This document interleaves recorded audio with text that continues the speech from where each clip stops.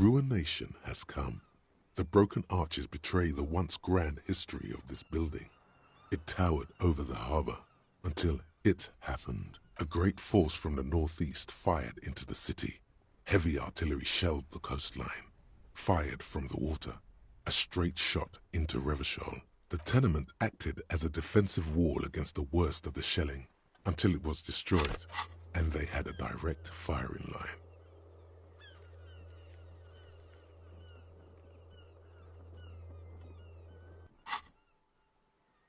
The waves of the Martinez Inlet roll over the fallen remains of the building.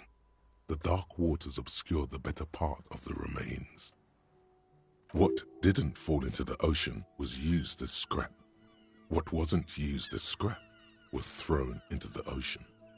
Those arches acted as support for something greater than what you see now. Only 3 stories stand where 9 to 12 once did. Restoration has failed. What the shelling took out was never rebuilt. A fleet, the combined armies of Occident and Grad, with Mesk volunteers, a 5-nation army, hundreds of vessels. They massed airships further down in the Bay of Revachol. The artillery was so powerful. The ships not only required gyroscopic stabilization, they were anchored into the ocean floor as well. Many are still there to this day.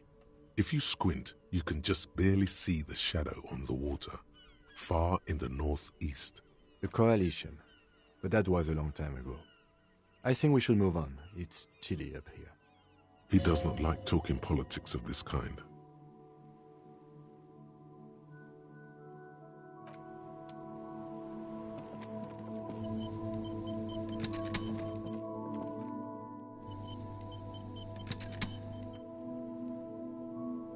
Ooh, the piggies have learned how to saunter up staircases. I didn't think you could do that with hooves. But here you are.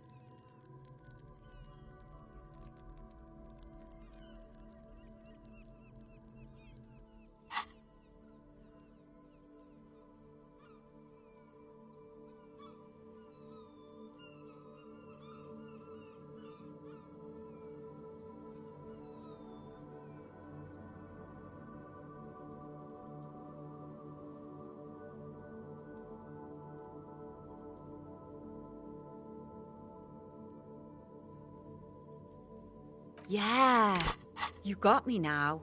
The dynamic between us has completely changed. That smell coming from her paint bucket. It's not paint, it's heavy fuel oil.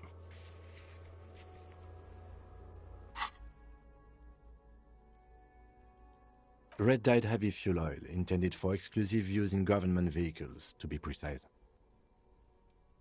What did you think I was using? Aquarels? Sucked it out of a cop's fuel tank myself. Back in Jamrock. She really did it. She's proud of it too.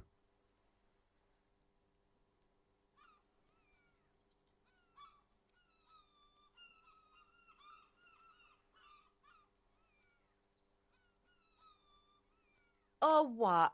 You'll push me off this ledge and pry the bucket from my dead hands?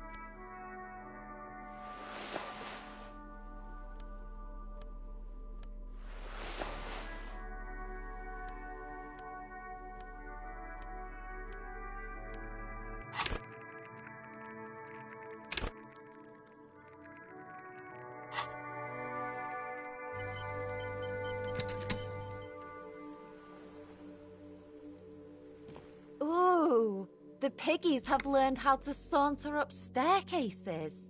I didn't think you could do that with hooves. But here you are. Yeah, I can see that. Cool mutations. That smell coming from her paint bucket. It's not paint. Red dyed heavy fuel oil. What did you think I was using? She really did it. She's proud of it too.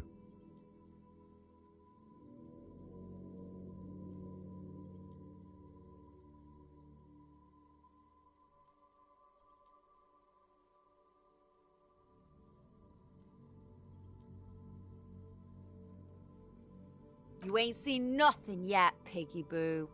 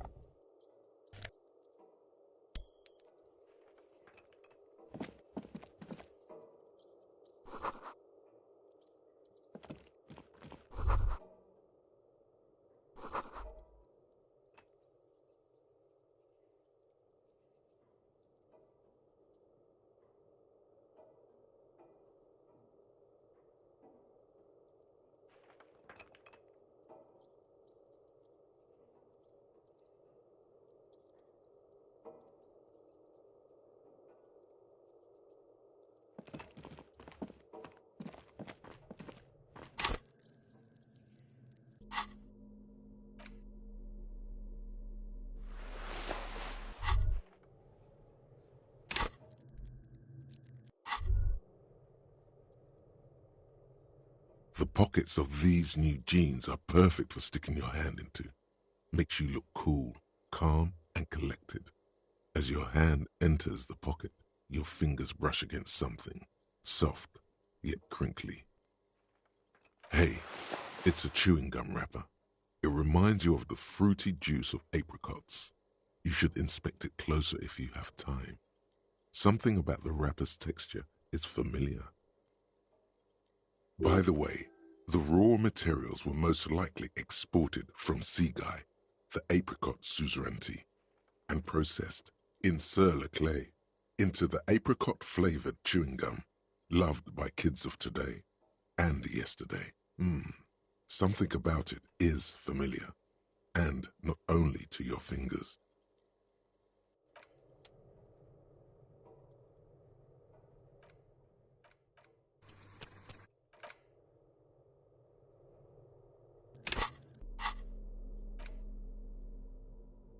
There it is again, the scent of apricots with a touch of cinnamon. Smells like the end of some distant summer. the surface of another planet, or some ancient temple. Yes, from the height of antiquity, a long, long time ago, millennia ago, on an island of time you can never return to. The sun sets into the sea, but the water does not boil. Instead, it turns to liquid gold. For a moment, the world's store of precious metals seems to increase dramatically, and you are rich. There is a movement next to you, the shuffle of a small coat, warm like the evening. But when you turn toward it, there's nothing there. Why are you talking to a gum wrapper? The sun set. There is a movement next. Why are you talking to a gum wrapper? Bitter, citrus, sweet. It seems to grow stronger, like a glow, with every breath you take. Whatever petrochemical byproducts they used to create this artificial flavor have bonded tightly to the wrapper, or is that just your memory filling the gaps? Until a blossom of skin and flower petals erupts behind your closed eyes, made of toffee, cream, and distance. You just had to take a dive. Feels so familiar.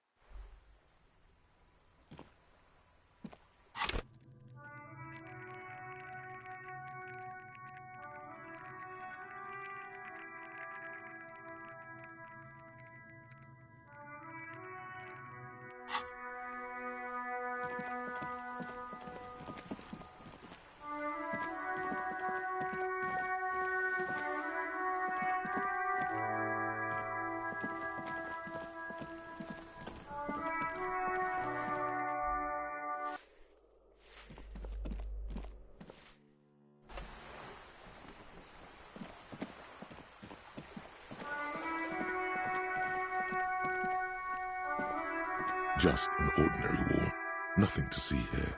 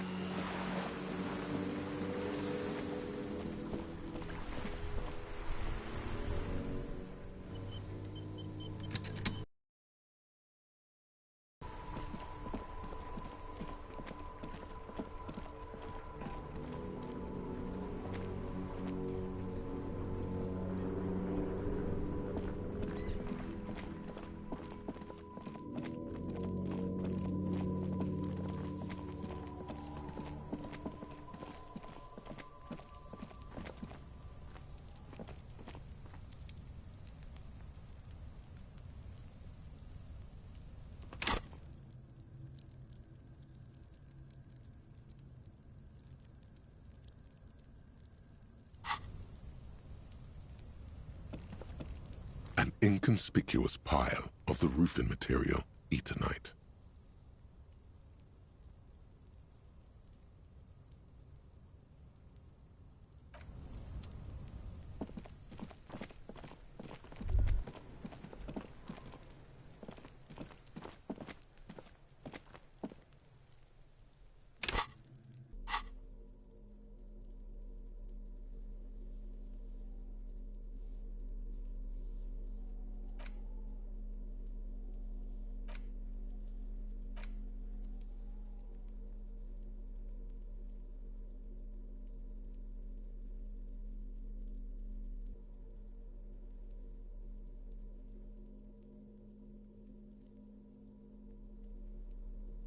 The cover of this tattered paperback features the man from Yeomdar, standing atop a pile of bloody corpses. His two Zweihanders are crossed over his massive chest in a dramatic X, their blades dripping with gore. Behind him rise the harsh, snow-capped peaks of his native Northlands. In bold red letters, the title, Yeomdalaman, the man from Yeomdal, unfurls like a banner. In the foreground, a nearly nude woman lies spread in supplication, her privates strategically covered by her flowing black hair. Naked women and giant swords, is that really the best they could come up with?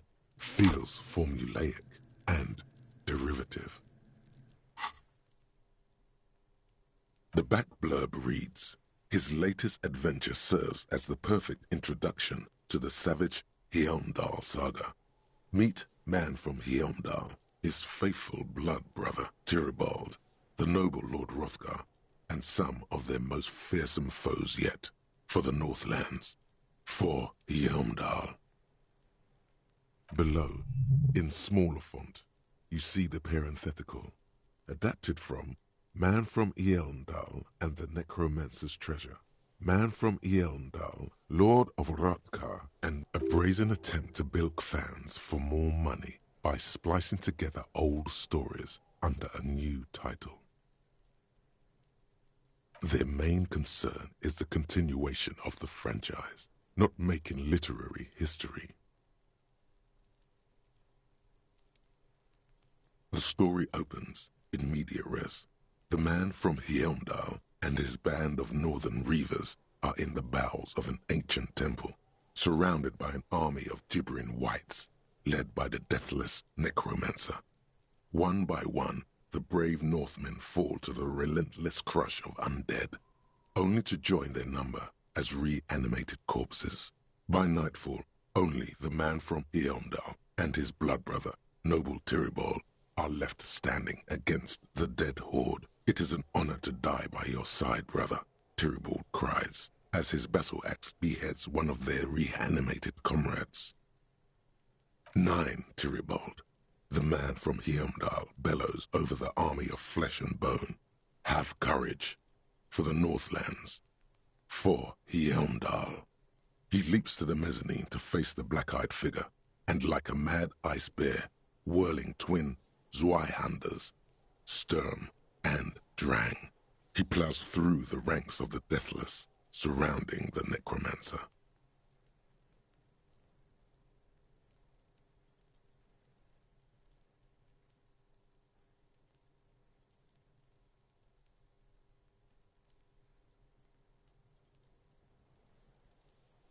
It is physically impossible for a human being to effectively dual-wield Zweihander swords in any kind of real-life combat situation. And with deadly finesse, his twin blades scissor the necromancer's head from its body.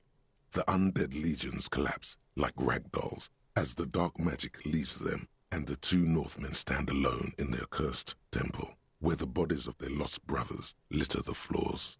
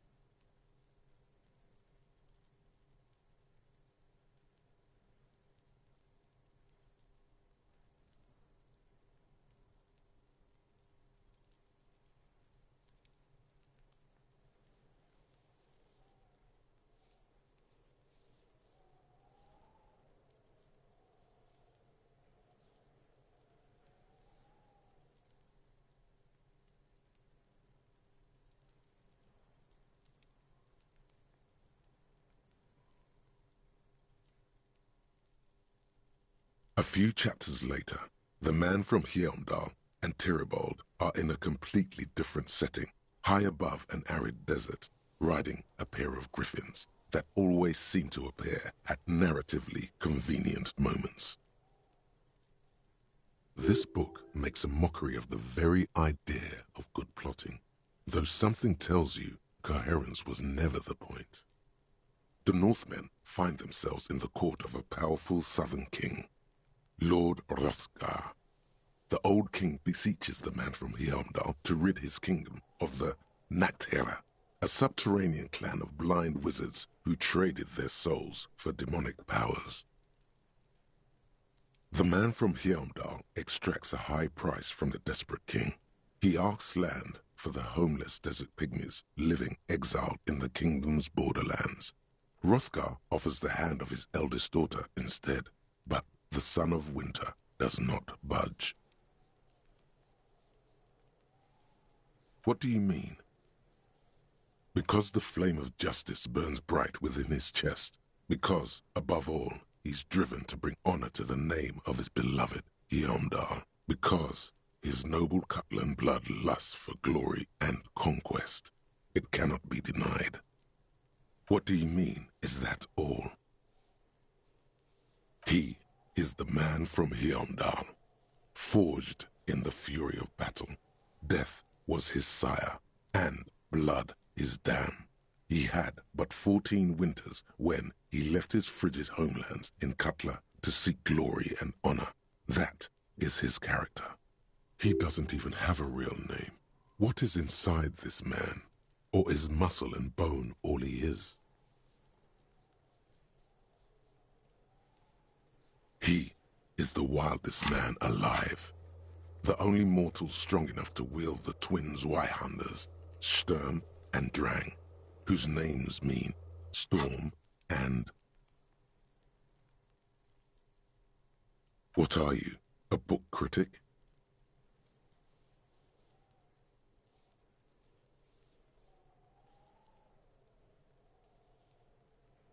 Enough. You're ruining the pacing of the story. Now where did you leave off? Ah, yes. What pacing? You skip past a section detailing an elaborate banquet with many toasts, as well as the long and perilous journey from Hrothgar's keep to the ancient forest of Yesdor, where our heroes infiltrate the Nachtherra's dire hall.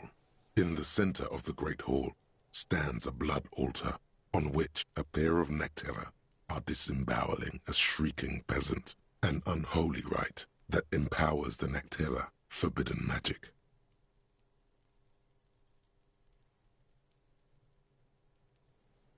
As the vile ceremony ends, the sound of steel unsheathing draws the Nachtherra's attention to a pair of cloaked figures standing in the doorway. Swiftly, the visitors toss off their cloaks and unsheathe glimmering northern steel. It's the man from Heimdall and his valiant blood brother, Tyribald. In an instant, the Nachtherra summon a horde of gibbering orcanoids who rush our heroes. The hall fills with the clang of blades and the screams of the dying as the floor goes slick with steaming orcanoid viscera.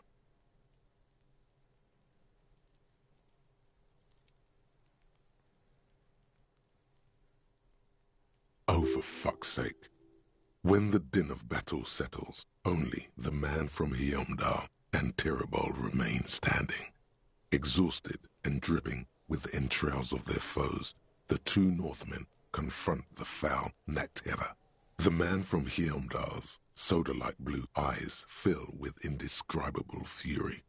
For the Northlands, he cries, rushing headlong into a desperate melee.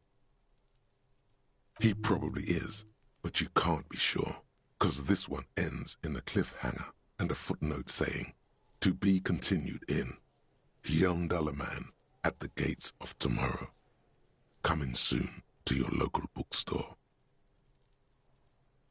Considering the sheer amount of different Heimdallaman books out there, it's very unlikely you're ever gonna find the sequel. The man from Heimdall stares at you on the cover, his face fixed in grim resolve.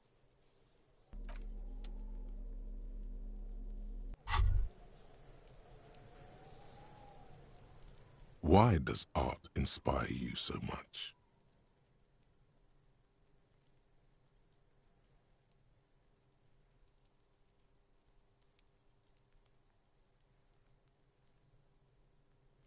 Excellent question. Art is a diverse range of visual, literary, auditory, and performative creativity. It's an expression of imagination and technical skill. Additionally, it's history, criticism, and pure enjoyment. In short, art is the highest form of human communication, representation, narrative, emotion, and agency intertwined. Have you looked in the mirror lately? You have the exact features of a savage art critic, with that beard and those clothes, disheveled and prophetic. Perhaps you should try to critique architecture too. Of course not. It's autism, box drawing, masturbation with a ruler and a sextant or whatever they use. You should demean and criticize the genteel institution of architecture, while extolling the virtues of the pure arts, only the most experimental kind. Yes, you seek substance. No vapid representations and reproductions of social mores as made manifest in stuffy biennials. We're talking real, living art here. Become the art cop. Half art critic, half cop. Quit being so indecisive. What are you going for here? Some kind of indecisive and camp aesthetic now? Strike a bold shape here. Go art or go home. Exactly. It's not only your duty to only catch the criminals off the street, you must also apprehend criminals of the printing press and the gallery, the trite and derivative artists and writers of the world. Go ahead and provide savage criticisms, art cop. The world is yours to rip to pieces and reassemble.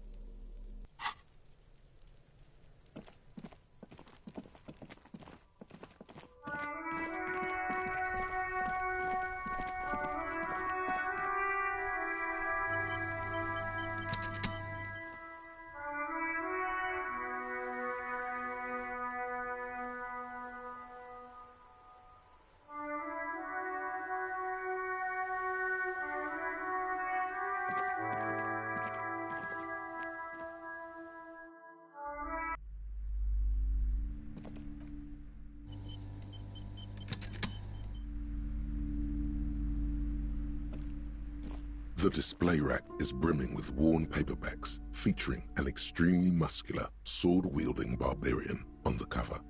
Nearly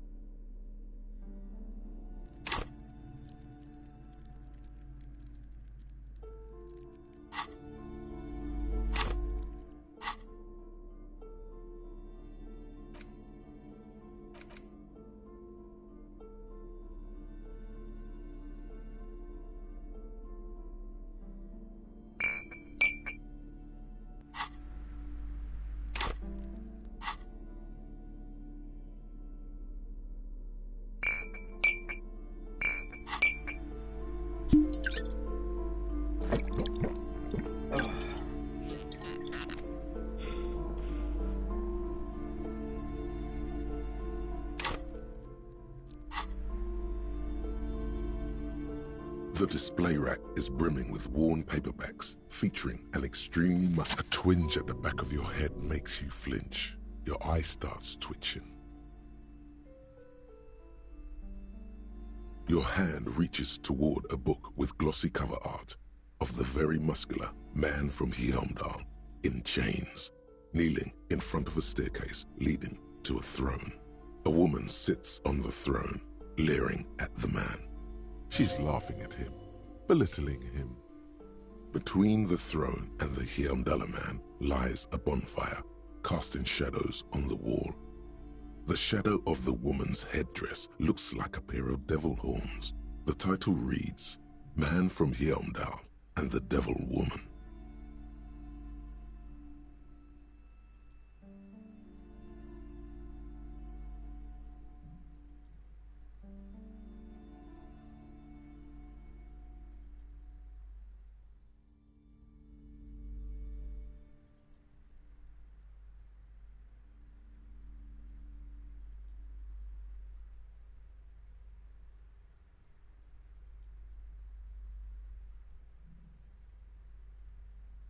The entire series is also endearingly racist, if I may add. Oh, sirs, I know. This really isn't representative of our values, but the store has to cater to its customers. The display rack before you is burdened under piles of Man from Heimdall novels.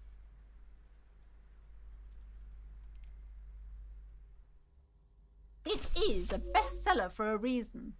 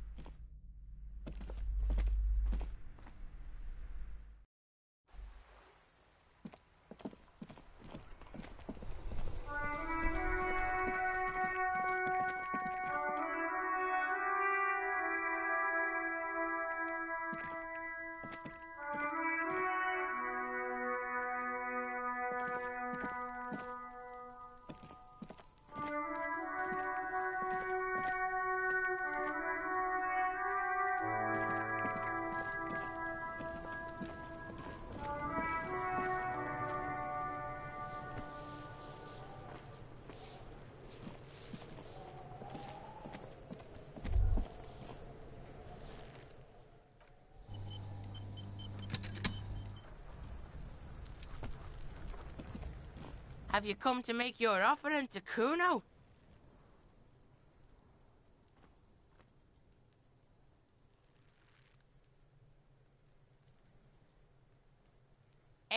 Cuno doesn't fucking read. Fucking book shit. Fucks with your mind. Cuno knows this four-eyed fuck. Totally hooked on the book. Can't get enough of this shit. Fucking sad, really. Cuno could make mad money off him. Exploit his disease.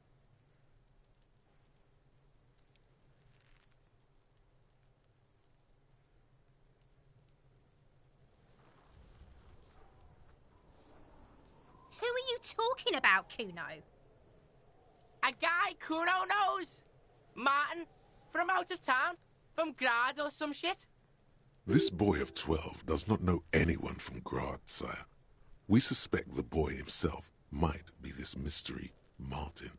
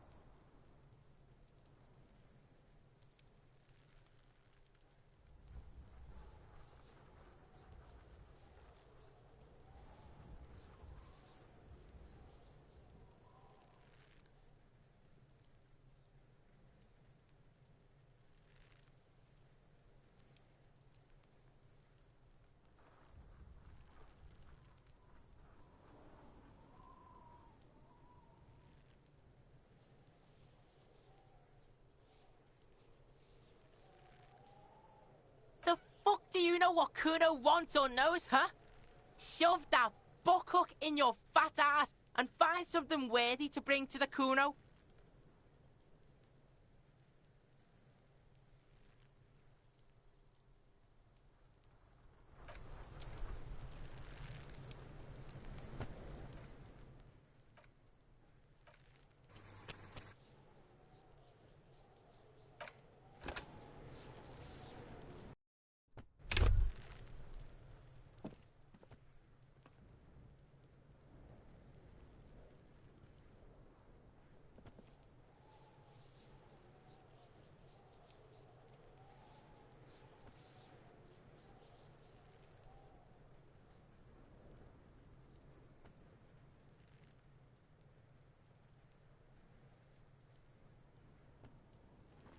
Have you come to make your offering to Cuno? Cuno doesn't fucking read. Fucking book shit. Fucks with your mind. Cuno knows this four-eyed fuck. Who are you talking about, Cuno? A guy Cuno knows. Martin, from out of town. This boy of 12 does not know anyone from Grad, sire. We suspect the boy himself might be this mystery Martin. Fine. Cuno's gonna take it off your fat ass. At least he's gonna make some paper off this shit. Now what you want?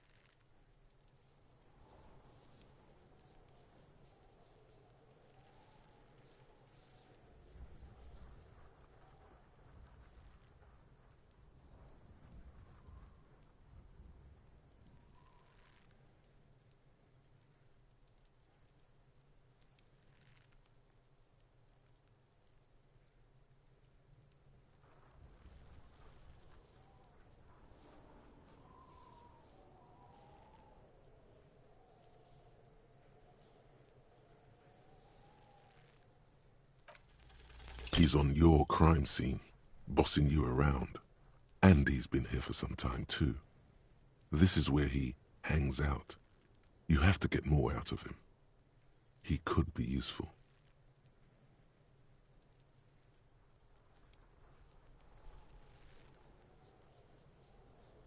Trying to fuck at the Cuno. Trying to fuck at me. Trying to fuck. Cuno only gets higher. It's faster, faster, faster. Can't take the Cuno. Stay out of the reactor.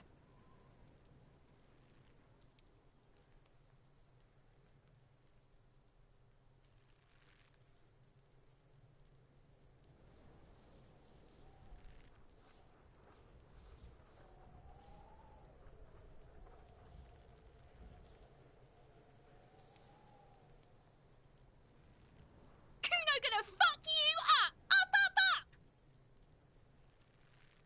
Normal is not what we got here. You've got to work with what you have for now. Cuno doesn't fucking care.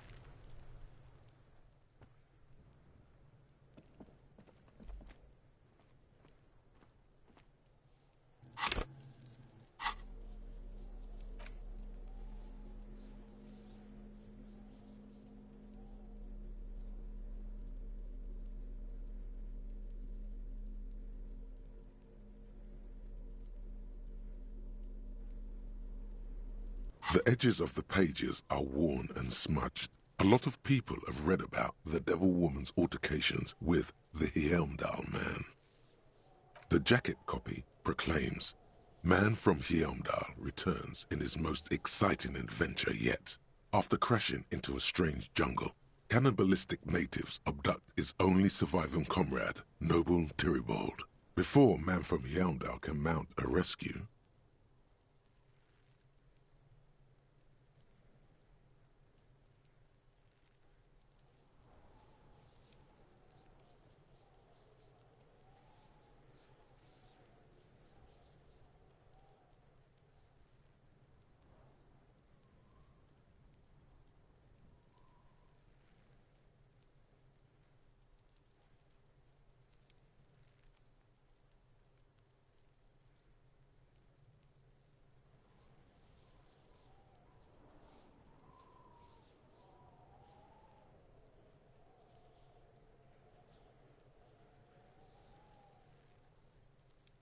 he is ambushed by a tribe of female warriors and taken to the ancient citadel of Cloud City, where a mysterious and wicked queen rules supreme.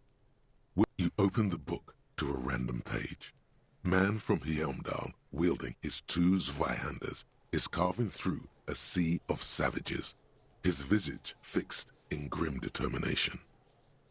His arms, whirling like windmills, are soaked with the blood of his enemies. Mangled corpses litter the battlefield. You flip to the copyright page.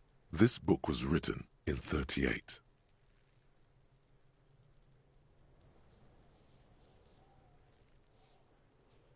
Berserker rage burns in his azure-hued eyes as he brings glory and honor to his long-lost Heimdalla tribe. From the village of Heimdall, the ivory giant roars like an ice bear, and the winds of Gatla howl out his name. Man from Heimdall rides on a gilded griffin, his golden mane billowing in the breeze. Both Zweihanders sheathed on his back. He is off to war. Will he conquer his enemies? Will he conquer himself?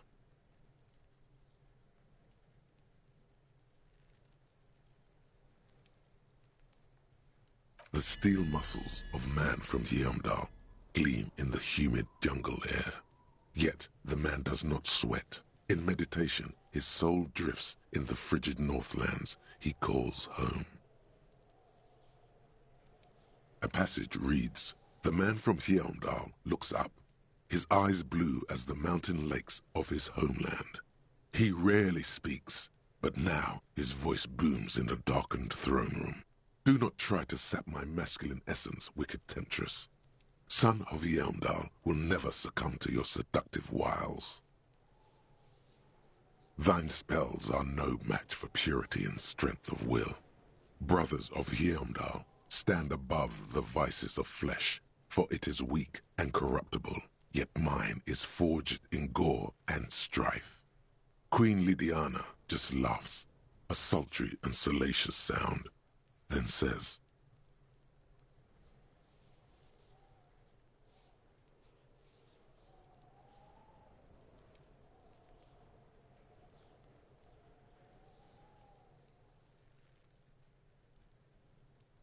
I have grand plans for you, man from Heimdall. She gestures her diabolical hand toward an array of potions and unguents.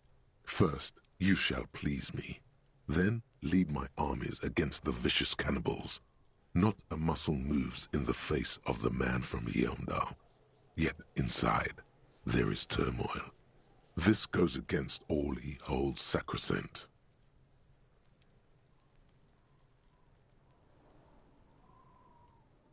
In the final pages, man from Heimdall mounts Gallavarin, his mighty griffin, and turns his gaze to the horizon. Queen Lydiana is dead, but an army of cannibals is storming the gates, and still there's no word of trusty Tyribald.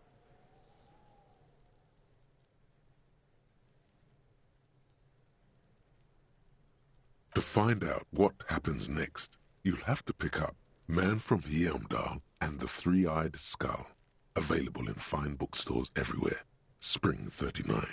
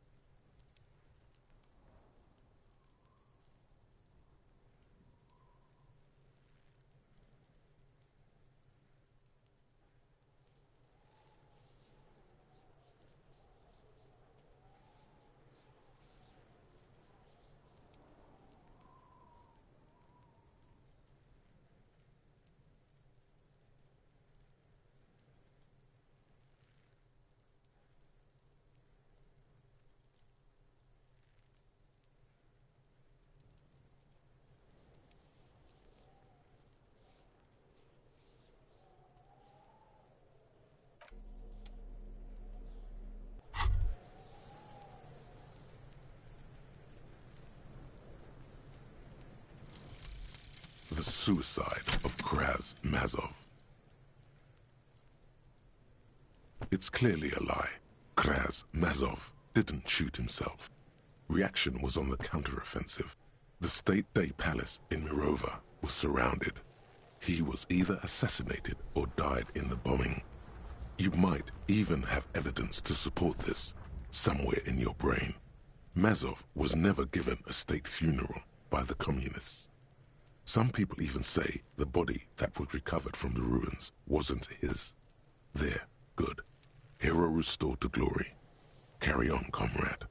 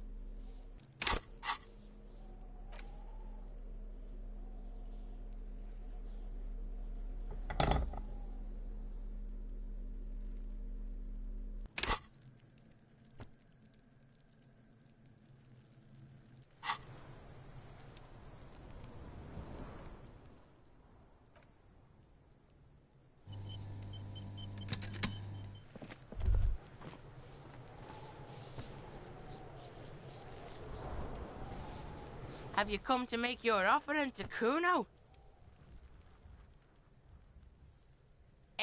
Cuno doesn't fucking read. Cuno knows this four-eyed fuck totally hooked on the book. Who are you talking about, Cuno? A guy Cuno knows. Martin. This boy of 12 does not know anyone from Grad, sire. Fine. Cuno's gonna take it off your fat ass. At least he's gonna make some paper off this shit. Now what you want?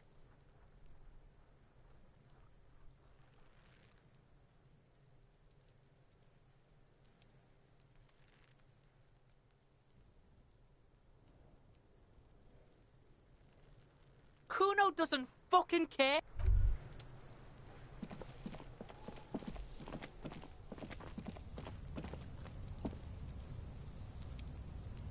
An inconspicuous pile of the roofing material, Eternite.